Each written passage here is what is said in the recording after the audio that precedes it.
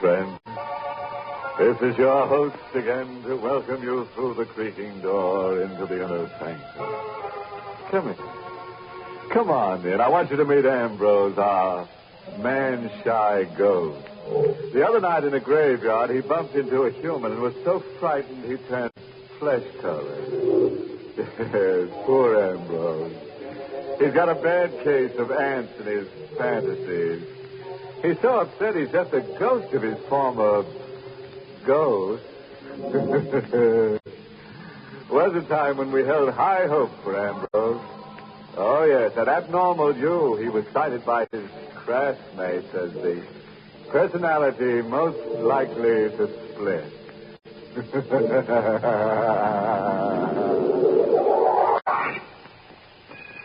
And now, let's visit Murder Mansion. For over 100 years, the old house has stood on the cliff, weathering the relentless ocean winds that have battered at its gray shingles. Now, in the living room, the real estate agent and the new buyer are completing the arrangements for sale. Only one thing bothers me, Mr. Griffin. That graveyard just outside the window there. Are you sure nothing can be done about it? I'm sorry, Mr. Burley. You know the conditions set down in the deed. The Crandall family burial ground must remain on the property untampered with. Well, those Crandalls must have been a morbid family, having themselves buried right next to the house they lived in. Yes, they were peculiar. I guess they figured it was a way of keeping the family together. You shouldn't laugh, Mr. Griffin. What? What are you doing here? I hope I'm not too late. This is the gentleman who's planning to buy the house? Mr. Burley's already bought it. Oh, I'm sorry. Hey, look. What is this, Griffin? Who is this woman? I'm Emily Robbins. Mr. Burley, please, you must sell this house immediately to me. Sell it? That's ridiculous. I just bought it. Mr. Griffin never should have allowed you to. Now, see here, Mrs. Robbins. Just a minute, Griffin. I want to hear what she has to say. Well, all right, but you can see she isn't exactly accountable. You're bad, Mr. Griffin. You promised to sell the house to me, but you couldn't wait until I had the money, could you? I'm in the real estate business, not charity. Mrs. Robbins, I still want to hear why Griffin shouldn't have sold me this house. Because, Mr. Burley, a house isn't just a thing made of wood and stone and mortar. It's almost a living, breathing creature. It accepts and rejects people just the way we do. I was born a Crandall, and only a Crandall may live here. Anybody but a Crandall would be an enemy within its walls. You'd never spend a happy moment here. Oh, you see, Mr. Burley, I told you. She doesn't make sense. Please, Mr. Burley, for your own sake, sell it. Oh, you can't frighten me into a quick sale. Now, I know a buy when I see it. My wife and I will be living here within a few days. I'm sorry, Mr. Burley, but I don't think you will. I don't think you will ever live here.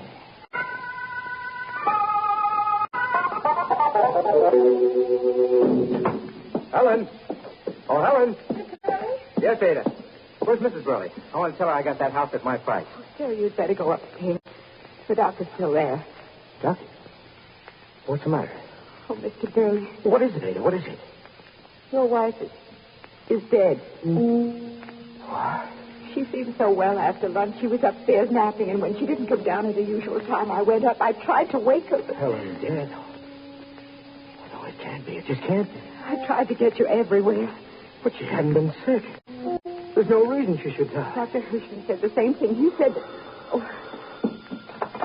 Hello? Is Mr. Burley there, please? Well, Mr. Burley can't come to the phone right now. Oh, it's all right, Ada. I'll take it. Yes, sir.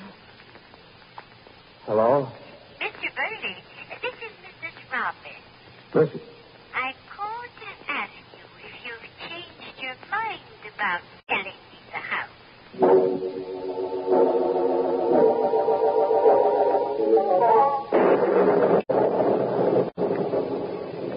Can I bring you something, Mr. Burley? No, Ada. Thank you. Sir, I know it's none of my business, but maybe you shouldn't have come to live in this house. Maybe you should have sold it to Mrs. Robbins. I had to come here. I have to prove to myself that a house can have no evil influence over life and death. Of course it can.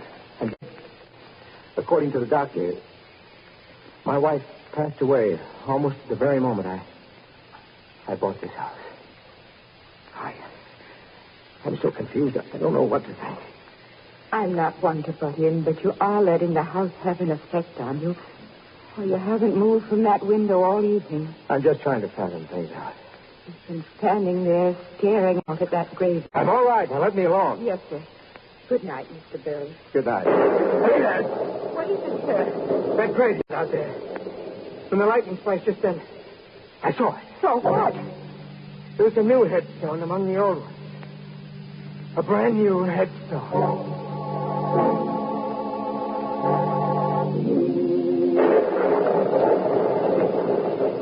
Mr. Griffin, how long ago was the last Crandall buried in the graveyard out there? The last one? Let's see.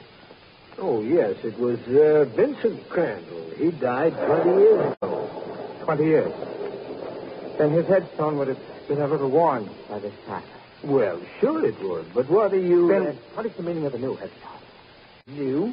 Come to the window. I should. Oh, now, Mr. Burley... There's a brand new headstone out there, over a fresh grave. Oh, but that's impossible. I saw it first in the lightning flash. Well, you must be imagining things. Then see for yourself. Here, take this flashlight. Shine it out there on the graves and see for yourself. All right. Well? Mr. Burley, maybe you better see a doctor. Doctor? They're all old headstones out there. The new one is only in your mind. Give me that flashlight. Mr. Griffin, what? You've been under a terrible strain. Your wife's death and all. I don't know. What made me think I saw a new headstone out there? I want to sell this house. Right away. Well, you know, it takes a little time to arrange a sale. What about that Robbins woman? She'll buy it. She's been bothering me all along to sell it to her. Yeah, but Mrs. Robbins can't pay you a decent price. Well, I don't care. I'll take anything she offers. I want you to get in touch with her. All right, Mr. Burley, I'll call her in the morning. No. I can't wait until then. I want this house sold tonight.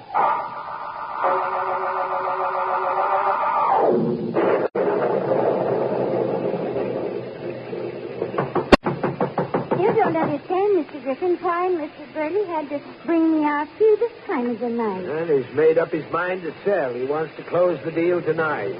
You don't want me to have this house, do you? Look, Mrs. Robbins, I don't care who gets it, just as long as it's at a decent price. So you can get a higher commission. You're a very selfish man, Mr. Griffin. Not in business for love. Your wife did well to leave you. She was as crazy as you are. Why doesn't he answer the door? What's taking him so long? Listen, what was that? Someone's screaming. It came from... Say, the garage. There's a light in there. Come on. Whoever screamed must be in that garage. Well, we'll soon find out. But maybe it isn't safe for us to go in there. That's a chance I'm going to have to take. What? Ada. Mr. Griffin. Well, that was you who screamed, huh? Yes, Why? What happened? Mr. Burley. What is it, Ada? What about Mr. Burley? He's dead. What? He left the house an hour ago. I looked out of the window and noticed that the garage here was lit. I came out and I found him slumped over in the car dead. How dreadful. Well, this place is filled with carbon monoxide fumes. It wouldn't have happened. None of it. If he hadn't bought the house. Now, look, Mrs. Robbins, this is no time for that superstitious nonsense of yours. She's right, Mr. Griffin. It is nonsense. What do you mean, Ada? Here. Look. On the back seat of the car. Good Lord. A new headstone.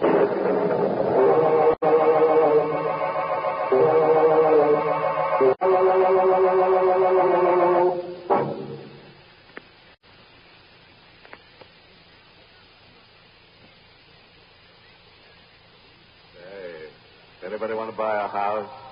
The Crandall place is a real buy. All you have to give for it is your life. Too bad about our friend, Mr. Burley, huh? Thought he was getting a bargain basement, but instead he's ended up in a basement he didn't bargain for. Yes, he should have taken old Lady Robin's advice, which, in a phrase, was, one man's menage is another man's more. Well, now, let's get back to our mystical manor. A week has passed since Burley's death, and the real estate agent, Mr. Griffin, has found a new buyer. Here's your check, Mr. Griffin. Oh, thank you, Mr. Wagner. I consider this house a real buy. Well, you're the only person who's had any interest in it since Mr. Burley died. The place has gotten a bad name. Most people are superstitious, I guess. Wouldn't live here if you paid them. Superstition never bothered me. Mr. Griffin. Yeah? What are you looking at that way? That graveyard out there, I don't understand. Understand? What are you trying to say? There were always 10 graves out there, I'm sure. But now there's 11.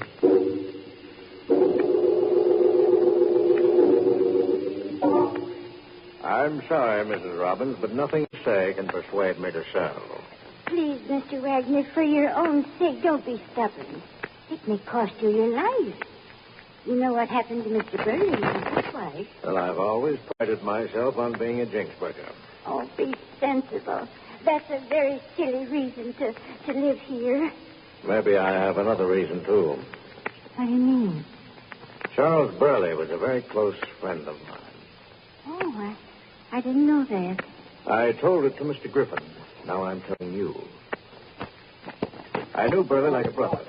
Everything about him. Mrs. Robbins, he wasn't the type to commit suicide. Oh, but he didn't commit suicide. Oh, you seem to know a lot about it. I do. Then maybe you can tell me who killed him. I can. Who?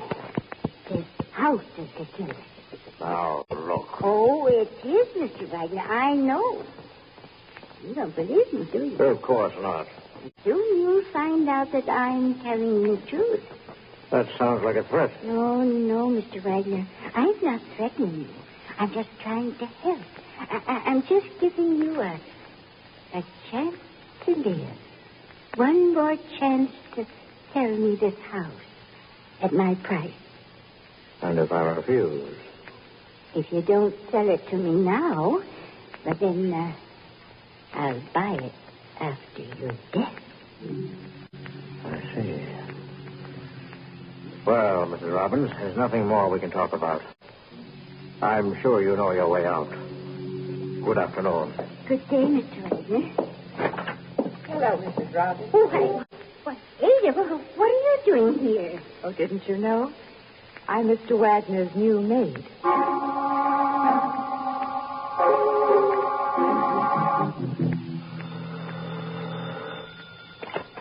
Hello. Mr. Griffin? Yes? Come over here to the Crandall house right away. Mr. Wagner wants to see you. Why, who is this? It's very important, Mr. Griffin. Come as quickly as you can. Yes, but who is this? Hello.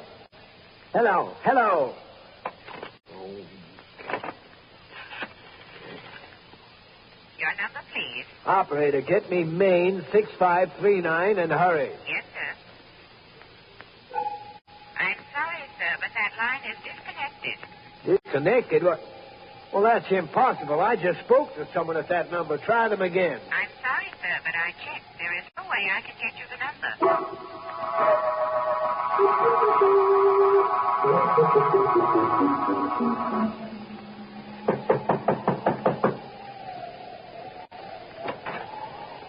Come in, Mr. Griffin.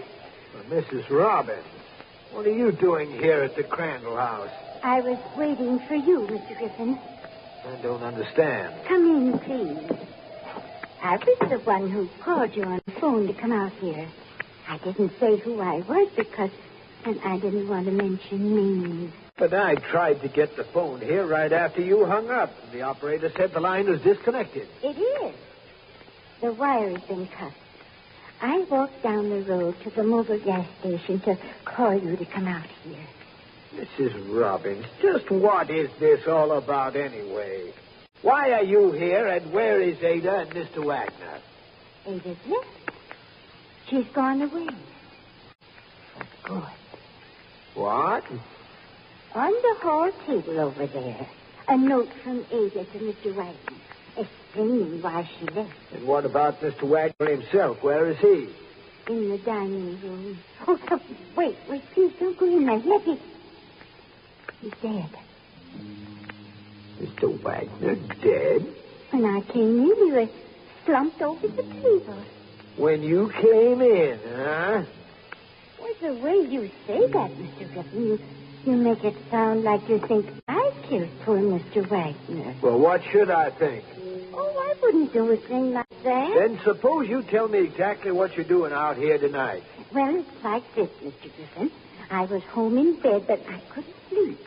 A strange feeling kept running through me that I should come out here and try to convince Mr. Wagner that he should sell the house before another day passed. Oh, a feeling, You can believe me. Oh, sure. When I arrived out here, the door was open and everything is just as you see it. What about the police? I didn't call them. Why not? Because I wanted to speak to you first. Speak to me with a murdered man in the next room? It wasn't murder. It was just the will of this house. And I want this house. You'd do anything to get it, wouldn't you? Yes. Anything. Even murder? Yeah. Mrs. Robbins, I'm driving down the road to make a phone call to the police.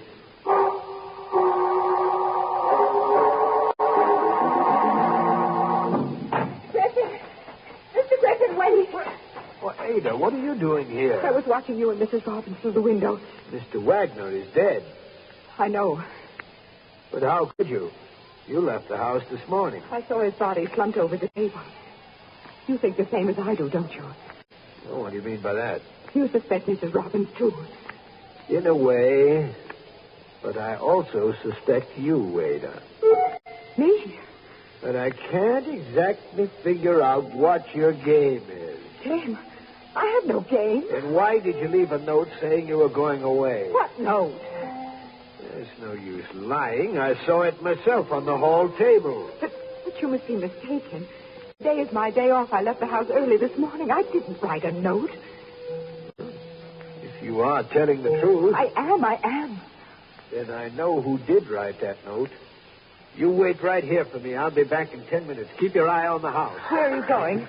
The phone inside is disconnected. I'm going down the road to call the police. I'll go with you. Why? I'd rather not stay here alone. Mrs. Robbins doesn't know you're out here. You're safe. But just the same, I'd feel better if I went with you. I'm not taking you with me. You act as if you're afraid of me. Maybe I am. But why? Why? Because when Mrs. Burley died, you were in the house. The same with Mr. Burley. And now Mr. Wagner. You were there when every victim died, Ada. I won't let you in this car with me.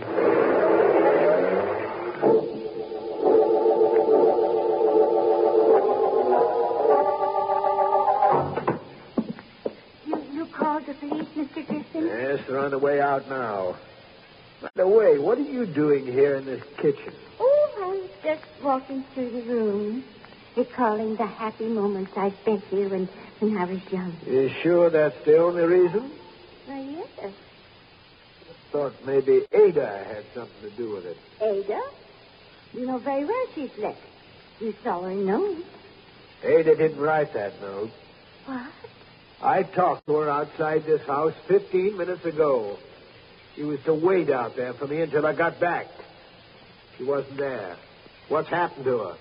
I didn't see Ada, but wait. What is it? About 5 minutes ago, I thought I heard something move down the cellar. The cellar? Yes, but then I thought it was just my imagination. Hold on a minute. Smell it. Just now. I heard it, too. Something or someone is down there. Come on. We're going down into the cellar to look around. Mr. Griffin, look. Look, it's lit down there in the cellar. Yeah. Go on. You're going first so I can keep my eye on you. Mr. Griffin. What is it? The hole in the floor here. Huh? Well, one of the stone flooring slabs has been removed. There's an old well down there. I remember it was sealed up when I was a little girl. Yes. And I can see the slab was freshly removed. I wonder why. Mr. Griffin. What now? Behind you, in the shadow. Look, there's a woman's body.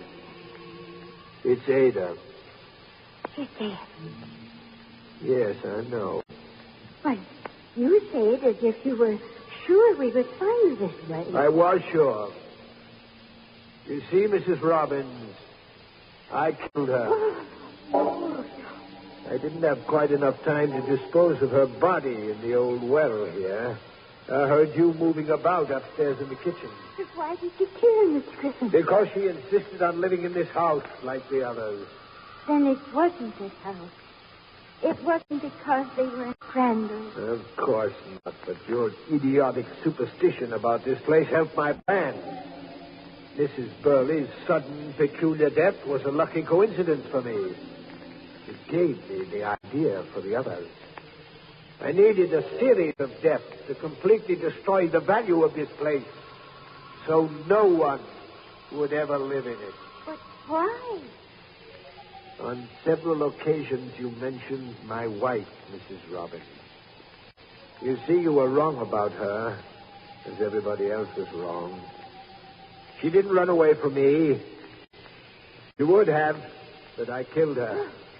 And her body is down at the bottom of that well, just as Ada's will be, and just as yours will be. But the police are coming. They'll find you out. You foolish old woman, do you think I really called them? Now, Mrs. Robbins. No, don't condemn me. You wanted to stay in this house. Now you will, forever. You're going to get the thing you wanted most. What? Oh! You're not going to kill her, too. Ada. Yes, Ada. No, it can't be. You're dead. Not yet. Not completely. There's just enough life left. No, my leg. Let me go. Let me go. The well. I'll fall in there.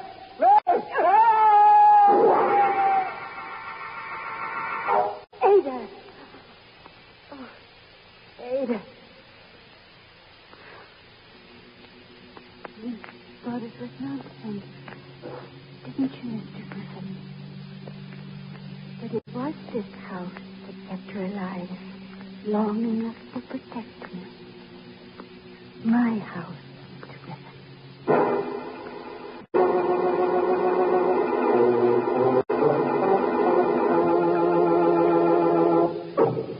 Well, as they say, all's well that ends in a well. Say, folks, what about that Griffin character? Just goes to show how a property agent can sink to such an unreal estate. Yes, sir, that's what I call tripping over your own plot.